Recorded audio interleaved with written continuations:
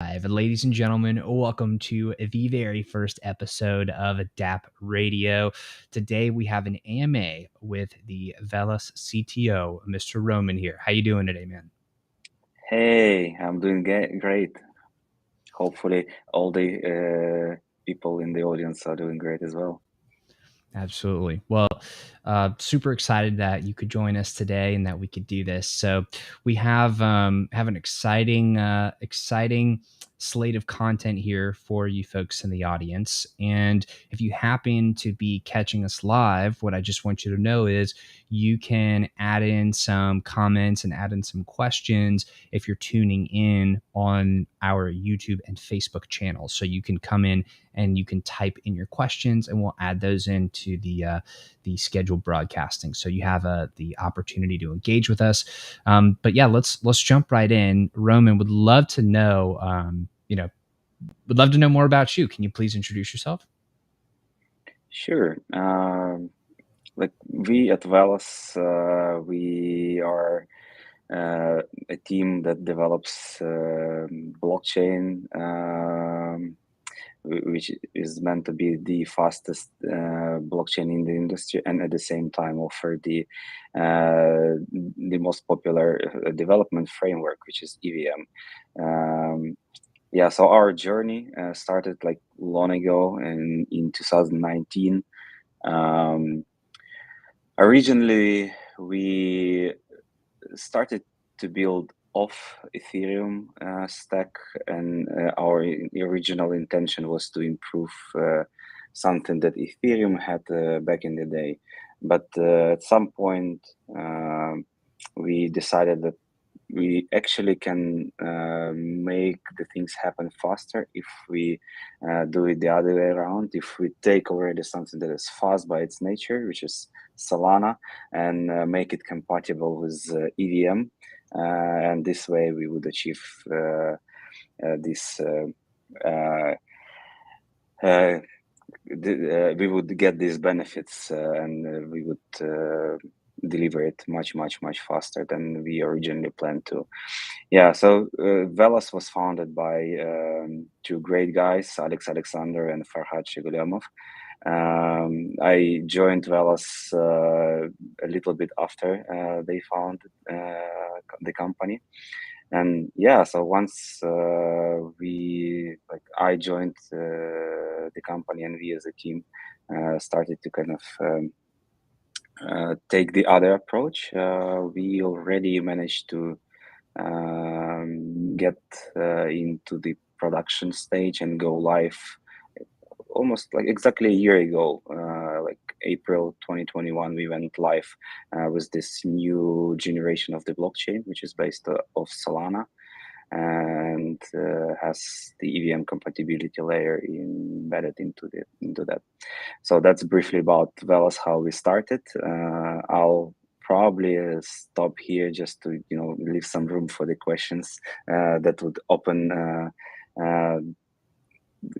so you would be able to ask some questions, and at the same time the guys in the audience would know about Velas and what happened to Velas after we launched in April last year.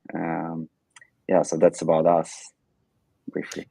Yeah, totally. So it seems like the idea is take the existing code of and depth of content, and I'm talking about code of EVM, and then bring that onto Solana and a Solana like architecture. Obviously, Velas is you are the chain, you are the network, but trying to really pick and choose of the best of both worlds. It seems like that was kind of the thrust of the idea initially.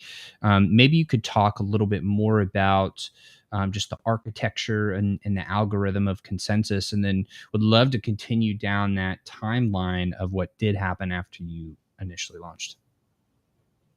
Mm-hmm. Yeah, so our design decision was basically built on the ideas that we should change as less as possible the things that actually work good for the industry. This way, we basically ended up with the Solana consensus as it is right now. We even decided to inherit the token economy properties that they came up with. We found that that was in line with the consensus parameters that we had before that in the previous generation of the blockchain. So we decided, okay, like let's take it as is and try not to change the things that we actually think that works good. So this way, we on the economy level and on the technical level mostly inherited Solana consensus layer as it is right now on the Solana network. We only had to touch the parts that directly are related to the EVM specifics, how the state is being maintained, how like the snapshots are being handled, so all these deltas that are specific to the EVM. But in general, I just wanted to deliver the message that our consensus layer as good as the consensus layer of Solana. Yeah, so that's basically the consensus description. And like from the history perspective, when we were building on top of the EVM stack, not EVM, the Ethereum stack. So we originally forked Open Ethereum implementation in order to build previous generation of Velas. So our idea was to, we house, we want to improve the way the transactions are being accepted to the blockchain. We wanted to change the layer that is called like mempool. We thought that this one of the road blockers on the way to make the technology would like become faster. So yeah, so like, and again, like we saw that Solana guys like did it like before us, so that's was one of the reasons we selected them as the base layer. So, and again, this is like just to highlight that we find the framework that Solana guys gave to the world to be a very good framework. And so far, we are like super happy that this is something that powers Velas today. I love that. So maybe you could talk a little bit more about some of the terms that you used just to make sure we distill it down, taking something complex and making it simple.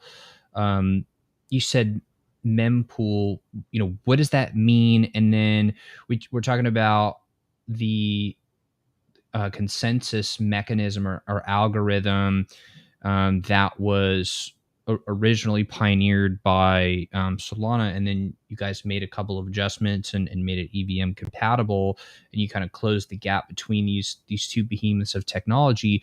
But maybe you could just explain that to us, like how does it actually work? And I mean, that's an amazing feat that y'all have done of bringing together EVM compatibility and this power of technology. So I would love to dive into how does that actually work, and trying to distill again the complex into the simple so we can all understand it. Yeah, okay, so I'll describe the context a little bit. So in Ethereum today, if you look at the way how transactions are being collected and pushed into the blocks, you'll see that before they get into the blockchain, they are accumulated in a specific queue. Let's say that gets all the transactions that people actually want to push onto the blockchain. The nodes they kind of accumulate that long list. Then the node starts to kind of run a specific algorithm that selects the transactions, and basically that selection mechanism is a straightforward auction of the fees. So also it's called like a fee market. So the reason for this mempool to exist is that like there is like a variety of transactions that compete in order to get into the blockchain, and then all the nodes in the network, they select, okay, who's gonna pay the most, and tries to process those transactions first of all. And what Solana guys did, and like the things that we wanted to do on our own before we found out about the Solana innovations, the idea was to actually get rid of this intermediary step and actually leverage so like when the blockchain is kind of fast, you can actually get rid of this intermediary step and push all the transactions straight into the blockchain without this auction happening in the between. So this way you increase this throughput dramatically.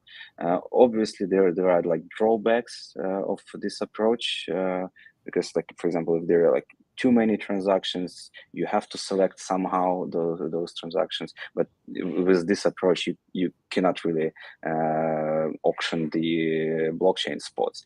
But this is the trade-off that is kind of acceptable within the TPS, which is transactions per second capabilities of the modern blockchains. This is something we are perfectly fine with, and you can see how it perfectly works in the Solana context, like in Velas. There is no need for extra step where the auction happens, so you can push all the transactions directly to the chain, and this is something that enables such blockchains as Velas or Solana to actually process all the transactions on like super fast kind of level. If you compare, let's take Binance Smart Chain, which is like also proof of stake blockchain, just not to compare with Ethereum, which is proof of work nowadays.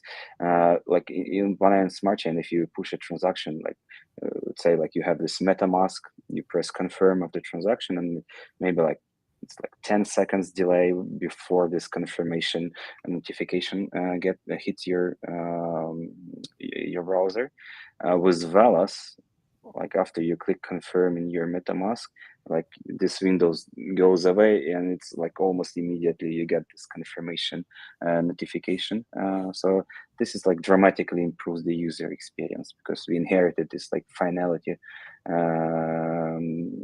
characteristics from Solana, which is like on the average like 1.2 seconds. So this is like a real improvement compared to even faster EVM chains. So this is something we are proud of, that all your typical EVM workflows and experiences as a user, like they eventually, like you can feel that this is something that is like a normal centralized service that you use. Like you click a button on Facebook, you immediately get logged into the system, or you put a comment. So this is the same experience you can now achieve if you build your apps on Velas. So there is no delay that actually breaks the user experience. So this is something that I consider to be like one of the most prominent features that Velas is able to deliver today. So basically, the Sorry only for the long answer. Maybe like no, I love it about the mempool, but in general, I hope that you got the idea. Yeah, I love it. So basically, the only thing faster would be if it would confirm before you even clicked, and obviously that's impossible. We'll get there. We will get there. We're gonna make it. Okay, so that's incredibly fast. It seems like it's incredibly efficient, and clearly the ridiculously low transaction cost is, we should talk about that, because I believe it's 0.001 USD. So a tenth of a Yeah, like we penny. usually tell it in the way like you can put like 10,000 transactions spending just $1 worth of VLX. So yeah, and in general, like on this level, like when you have the cost of the transactions being so low, we suggest all the projects in the ecosystem try to even offsetting that cost from user to their backend, so people don't even have to spend VLX, or they don't have to have it in order to put transactions on the blockchain, because basically the dApps are enabled and they are able to subsidize all the transactions that their users create, and this way they could achieve the user experience of a centralized application that is kind of the golden standard, like in terms of the user experience today. So all the decentralized apps, they strive to achieve that level of the comfort for the users. And with this approach, where you don't really ask your users to pay for the transactions, you can basically pay for all of the transactions that your user create. So let's say like you have like a million users, like, and like those all of that users, they put like maybe like a few transactions a day. You would spend maybe like a few $1,000s to enable millions of the users and enable their user experience, which is like on the level of centralized application. So this is like a great achievement for the great benefit and opportunity for DApp developers to engage the audience like that. Because if you engage the million users, you have to care about the user experience, and as well as they finally can do something better. That's phenomenal. So just to dig into this for a second, because I want to make sure we're clear about, we're talking about like a centralized experience. The golden standard would be to bring technology to a point where we retain the security, the permissionless, the decentralized nature of the blockchain, Mm-hmm. while not having to give up at the same time, not having to give up the efficiencies of centralization. And so maybe you could just help Efficiency me in terms of clarify. the user experience, first of all. Yeah. Mm-hmm. Oh, so you're saying more of just like the how smooth it is, how beautiful it is. Maybe you could help Yeah, define because that. at the end of the day, users are the ones who decide if you are a successful developer or not, right? Because if you have a lot of users that are fine using your app, then it means that you did a great job, right? Like if you did like super perfect application, which is like brilliant and no bugs, no one uses that, at the end of the day, probably you cannot really say that you succeeded in that journey, right? So That's right. you have to have users in order to kind of recognize your success. And with this user experience, which is like super streamlined, you can onboard a lot of users that are not non-crypto savvy, not geeks, not they don't possess PhD degree in the blockchain, so they can use your app like as they would normally do with a centralized application. Mainstream, basically. Mainstream, yeah, correct. Because mainstream, we're talking about billions of people. So what I'm kind of Potentially, yeah. hearing is, yes, it can be brilliant technology, but if it doesn't have the users to test it and make sure that it's still brilliant at 1 million or 10 million or 100 million users, like, what are we really doing here? Because we really do need users. I think that's a really powerful sentiment, and it seems like y'all are really building for the users. Now I'm curious, being a platform, are you, and you kind of touched on it a little bit, but I want to ask it outright. Maybe you can talk about how you're developing an ecosystem for your dApps, and maybe talk about your native token and how that all works. Mm-hmm. So our strategy around the expansion of the ecosystem is basically to enable developers from the tools point of view and from the support point of view. It means like financial support, marketing, or not marketing, but like exposure point of view. So our goal is to feel comfortable, like so have developers feeling comfortable with the tools that they have in our ecosystem and the support. Like as an example from the tools point of view, I mean the components, for example, like Velas account. This is a product which is an alternative to MetaMask. Like to the idea of which is to enable non-crypto savvy people and let them transact on the blockchain without these complexities of the blockchain. So our goal with Velas account is to do key management, which are required,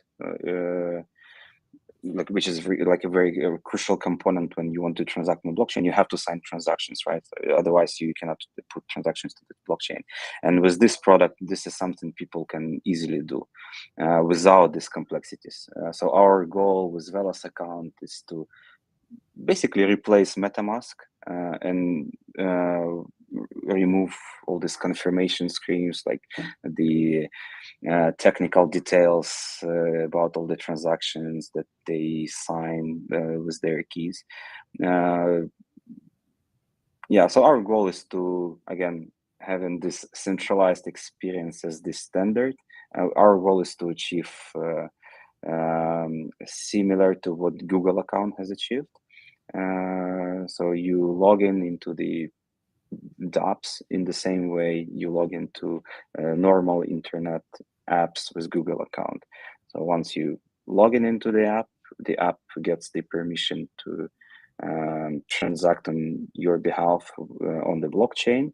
So you as a Dapp developer can leverage this API to call your contracts, do some actions on the blockchain, and this way, people that are not non-crypto savvy can, actually use your app without even realizing that this is an app that is based on the blockchain. So that's the goal that we want to achieve with Velas account. So this is like an example of the tool set that we want to bring to the developers so they are enabled. And on the other hand, we also support the developers to join our ecosystem with some exposure in terms of the community. We, with pleasure, do reposts, retweets about new projects that launch on Velas. Also, developers are encouraged to leverage our grant program because sometimes developers need some incentives on the financial aspect of the project. So this is something we also support the projects with. So yeah, we have this like 1 million grant program, we call it this way, where projects apply, they meet some certain criteria, and they got funding to kind of so they can focus on coding, not on the financial aspect of their projects. I don't say that we cover like all the expenses, we spend like millions on every single project that applies. No, it's not like that, but our goal is to incentivize and help them to kickstart the project so they become successful in our ecosystem and can get a sustainable money flow, so they are enabled and deliver some cool stuff that people actually like and want to use at the end of the day. I love that. I think we've seen a history of those who support their developers the most are the most successful. And I think we've seen that time after time of you build great technology, you bring the developers build, and they bring users. And it's a pretty well documented flow of just the life cycle of any platform. So can you maybe comment on that and talk through how you are thinking about that, and like why would a, and I'm not saying one way or the other, I'm more asking, why should a developer come and build on Velas as opposed to any other platform or any other blockchain? Yeah, so in general, like having all these aspects that we want to, incentivize developers with, our primary goal is to actually let developers select Velas, not because we fund them or we help them with the marketing, but because of the features that we have on the blockchain layer, right?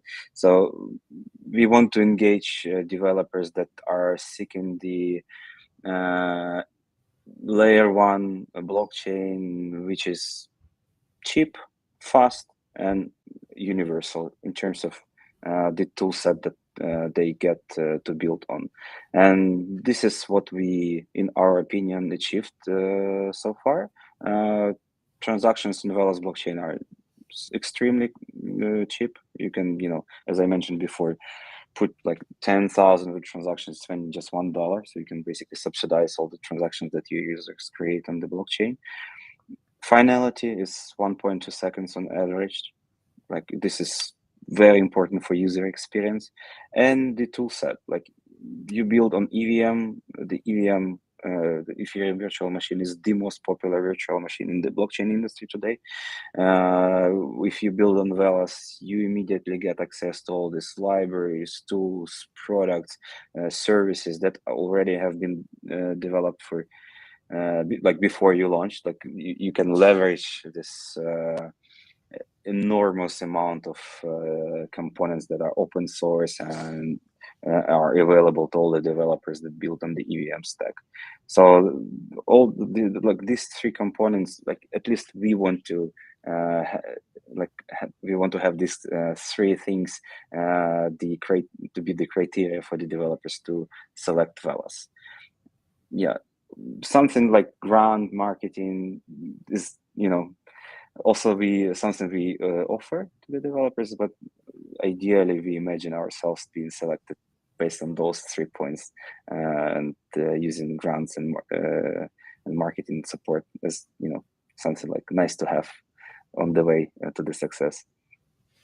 Yeah, I love that idea of building a fantastic product and a fantastic platform, and then the additional support in the form of grant and marketing is just the cherry on top. But the product comes first, and it has to be a superior experience in platform for the developer.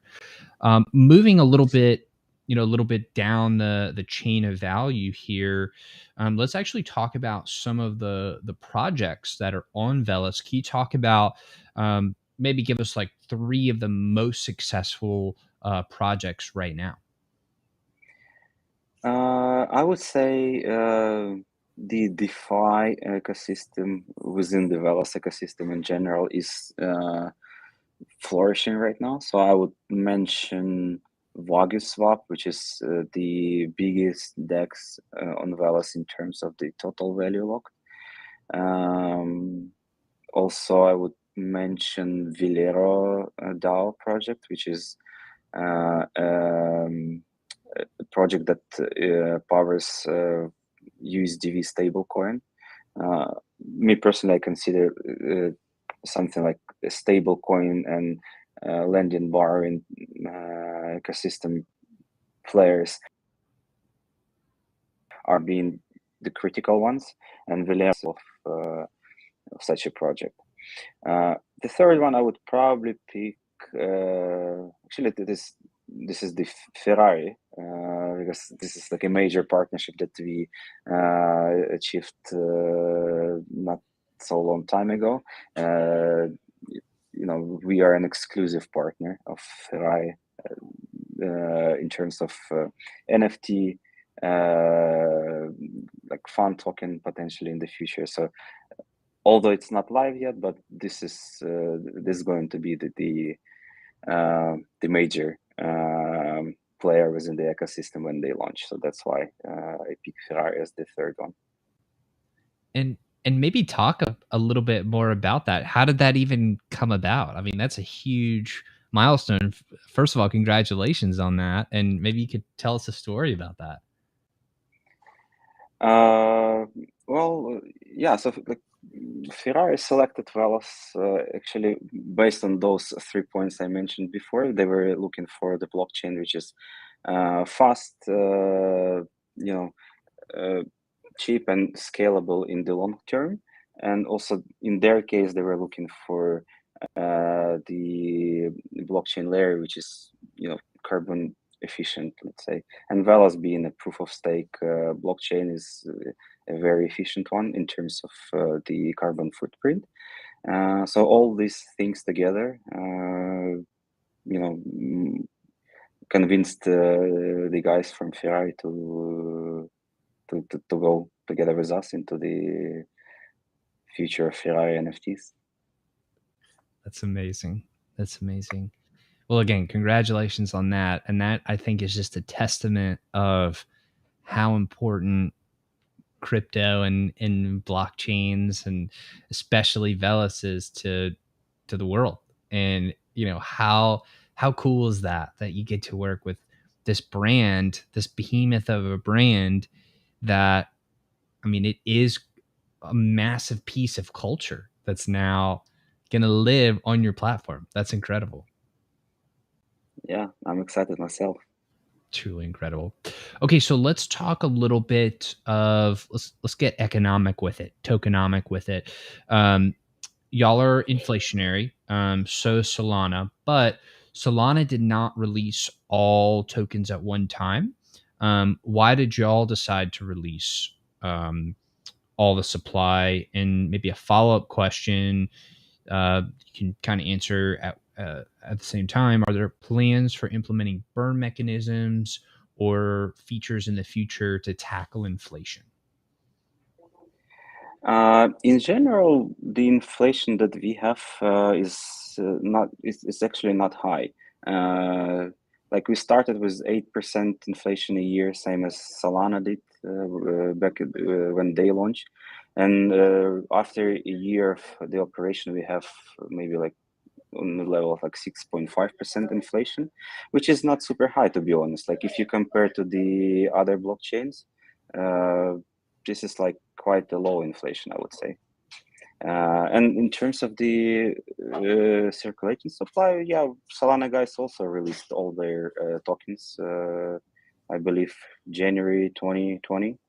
So right now, the entire supply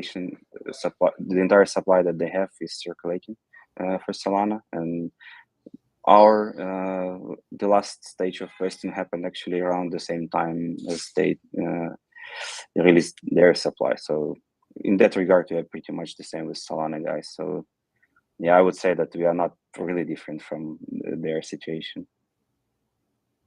And so maybe you can talk about, are there any plans for burn mechanisms or any features in the future geared at tackling that inflation? Or maybe the view is it's not in fact harmful at all, but maybe there's an advantage to the current level. Maybe you could just share your views on this. So there are no plans to introduce any burn mechanics into the token economy. So like as as an alternative to the burn, we consider this inflation deceleration mechanics are pretty much sufficient. This decrease from 8% and 15% every year is, in my opinion, is a very good one. So like, I don't know if you are familiar with the Solana token economy. So they have this gradual decrease from 8% towards 1.5% over, I believe, 10 years or something. So their curve for the inflation goes like this. And it settles at 1.5% a year, which I consider to be like super low in the long run. In my opinion, people lose their coins with a higher rate than the inflation would be at that point in time. So you can actually say that at some point we will become a deflationary blockchain, because people would basically lose their coins with the higher pace compared to this 1.5% of the inflation. So in my opinion, this is like a very, very balanced approach in terms of how the inflation means the coins, and how people lose their coins. So, and at the same time, inflation is like a very good instrument to incentivize the validators community to actually deliver a good service in terms of how efficient they are in terms of the validation of the blocks. Yeah, and maybe on that note, we can actually had this question in mind a little bit later, but you brought up validators, so maybe we can talk about how are your node validator incentives on par just with industry standards, APY, and maybe you could talk about how much it would take to get started and have a Velas node and either hardware or cloud hosting. Just maybe give us a overview of that. Mm-hmm. So with Velas, you don't really actually need to have a lot of Velas to get started if you want to validate the blocks. You can start with like just one VLX or like a few cents worth of Velas. You can launch the node and let everyone stake for your node if they find your node to be efficient and they believe you will do a good job validating the blocks. You be able to get this organic stakes and get started like that. So you don't have to invest a lot of tokens yourself. The only thing that you would need to spend money on is the hardware, because Velas being one of the fastest blockchains, it requires hardware of a good quality. So yeah, the server and the hardware itself, this is something that is not cheap compared to the other blockchains and their hardware specifications. As well as, yeah, this is like the only drawback of business that validators do on Velas blockchain. But the other aspects are pretty much straightforward and easy, to get started with. So I encourage everyone to at least try. So why not? Like maybe you'll convince the community to stake for your node, and you will get your position in the top and would enjoy this beautiful life that lacks a little bit of sleep of the validators. And not So, specifically to Velas blockchain, but in general, I consider this is like a very interesting type of the business, which is like quite challenging sometimes. So, I actually don't think that's as much of a drawback as maybe as maybe we might think, because what we're getting and I'm talking about from needing better hardware in order to support the network and be a validator. To me, that means, okay, well, now we have really powerful machines and a lot of processing power securing the network. And so it seems to me like that actually could be a feature in some ways. And look at the performance that is being delivered as a result of the caliber of hardware in order to running these validators. So I don't know, maybe there's an opposing viewpoint there, but to me that just seems like, okay, that means we have some real processing power here to really secure the network. Yeah. So, like again, as I mentioned before, this requirements for the hardware is the direct result of the capabilities of the blockchain. Unlike some known blockchains out there, they have some software limitations that prevent them from achieving this level of the TPS. But with Velas, like the better hardware you have, the better connectivity between the nodes you have on the network, the better characteristics of the TPS you get. So in this regard, you are not limited by the software implementation of the node, but the hardware specification of the validators that you have on the network. And that's why we encourage all the validators to start like from a very good hardware specification, so they are not, slowing down the network. Yeah. Makes sense. Okay, let's move away from talking about validators. I feel like we've covered that. And I want to talk a bit about infrastructure. And so, as we know, we got to have wallets, bridges, etc., in order to, have a really powerful and thriving ecosystem. You talked a little bit about your wallet already in the maybe it's more of an account and less of a wallet, but you're trying to really displace MetaMask there. Maybe just talk a little bit more Maybe not about displace, but give an alternative for non-crypto savvy people, just to perfect. be precise. Yeah, please. Please correct me if I'm wrong here. Mm. But maybe just talk to us about the current infrastructure of the network. Yeah, in this regard, we try to achieve. So let's say, like, when it comes to the ecosystem, there are some things that are expected by all the users of your blockchain. Like, and in this regard, and on this level of the development, we try to achieve the level of, like, okay, is this blockchain has like everything, like, I need in my everyday life, and we want to get this answer to be answered like yes all the time. And for that, we work on the ecosystem components like wallet integrations, DeFi ecosystem players like taxes, bridges, and all of that, and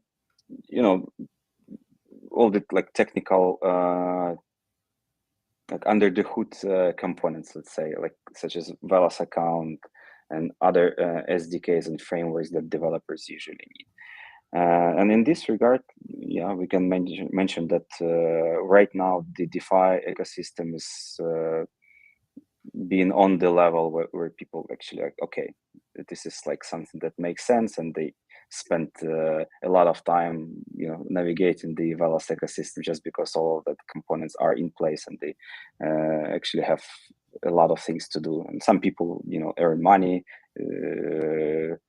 within that, like, all these standard things that you would expect from a developed ecosystem. This is something that we strive for, and we are doing a good job on that front. So if you are a developer listening to us, building something that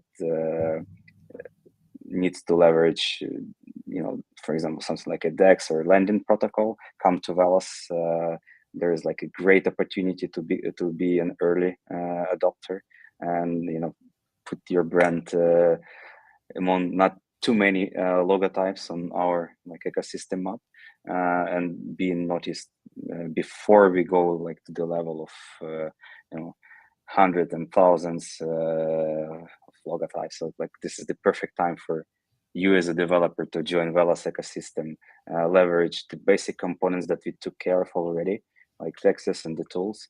If you are from DeFi, if you are building something like a regular project not related to DeFi, we also get you covered from the side of Velas account, so you have the tools to enable your end users. Yeah, so basically that's the idea of the ecosystem expansion that we have right now. I love that. And maybe talking about there, you already mentioned that there are grants out there, and the giving the invitation to developers to come on over. What sort of projects does the network need at the moment? I mean, what are some of the bigger opportunities there for devs coming over, maybe infrastructure side, maybe Dapp side, gaming, so on and so forth? Like, where are the biggest opportunities here? To put it simple, actually, our interest is coming from the metric of the users of the application. So as long as you expect to onboard a lot of users, you are in line with our priorities and the goals. So, everything basically, like, it doesn't really matter which type of the project you're gonna launch in Velas. Like, you just need to be in the position to make yourself successful in terms of how many users you attract, the value that you deliver to your users, and all of that aspects. So it could be like NFT related project, game, like play turn, metaverse, anything that actually you think makes sense as a developer. Yeah, come and talk to us. We would definitely try to find some synergies between what we do and what you try to achieve. So I would not really need project that triggers particular interest for Velas. Our goal is to expand ecosystem as much as possible and make maximum so people extract maximum values from the blockchain infrastructure that we build. So yeah, doesn't matter which developer are you, just come talk to us. We'll find how to make both of us more successful. Love it. Love it. Well, Roman, I want to thank you so much for coming on and chatting with us today on the very first episode of DappRadio. Want to open it up quickly here to the community. If y'all have any last minute questions that you want to answer, go ahead and type those out. Make sure to do that on the YouTube channel, the DappRadar YouTube channel, as well as the Facebook channel. We'll see the comments here in our view. And I just want to give a quick shout out to the folks that have commented already. We have DP, CNSCM 2614, and Momando Crypto. Y'all rock. Appreciate y'all being with us and sticking with us here. While we wait for any last minute questions to come in, Roman, maybe you could share any last thoughts with us about, the future of Velas and, maybe just talk to us about the future of Velas, the future of crypto, blockchain, and what you're really most excited about and paying attention to. Yeah, so the future of Velas is directly dependent on the Velas ecosystem. And this is our primary goal. As I mentioned, we want to expand it as much as possible. So if you guys feel like you can be part of this journey, come and talk to us, apply for a grant, build something on Velas, or port something from other EVM chain to Velas. Any type of the project that you may think would make sense for Velas ecosystem and its expansion, definitely reach out to us and talk to us. We will rock together. Awesome. All right, folks, we're not going to do any sort of shout outs to any specific projects here. But if you have any more questions about Velas itself, any questions for Roman, now is your absolute last chance. This is, again, your final chance here. But again, Roman, I just want to say thank you so much for sharing your time and coming onto the show today. Really do appreciate you and everything you're doing and everything you're building here. It's such an interesting concept of merging the existing infrastructure and resources of EVM with the backbone, that was inspired by Solana, and so mixing those together in Velas. I mean, that is such a powerful idea and a powerful concept. And I was looking on Coin Market Cap, and y'all are already in the top 150. So that's quite an accomplishment. So I just want to say thank you very much. We do have one last question here. The question is Velas the fastest blockchain in EVM? Yes, this is like our like main slogan. So like just a little bit of the context. A lot of people try to compare us to Solana, and our answer to that comparison is actually like, you don't have to compare us to Solana. Like, we are a fork of Solana. Yeah, we inherit a lot of properties which are like similar between these two chains, but our main competition is not, Solana. We don't try to be the fastest blockchain in the industry. This is Solana, like, for sure. Like, we are just like the same in that regard. We want to be the fastest EVM blockchain out there, and this is where we stand out. Like, our competitors are like Polygon, Phantom, Avalanche, all these guys. So our goal is to kind of make sure we are like the fastest among these ones, and make people coming over to Velas just because of these properties, like the ones that that meet EVM and the speed. So in this regard, we are the best. So this would be the answer about the fastest EVM out there. Love it. Love it. So if people think of any more questions or just, want to reach out and maybe learn more about you, learn more about Velas, where can they go to connect with you and Velas and learn more? If you're a general visitor, let's say, you just go to the website velas.com. You have all the information over there. If you're a developer, you can go straight to the docs.velas.com website. You will be all set on that portal. You'll, like, if you want to deploy a node, you will get your instructions. If you want to build it up, you also have some introduction into that part, or you want to learn technical specifics of Velas in comparison to Solana or EVM blockchains, you also get that information over there. Love it. Roman, you're the man. Thank you so much for coming on the show and for everything you do for the space. To everybody watching and listening, thank you all very much, and I will see you all on the next episode of DappRadio. Thanks for the invitation.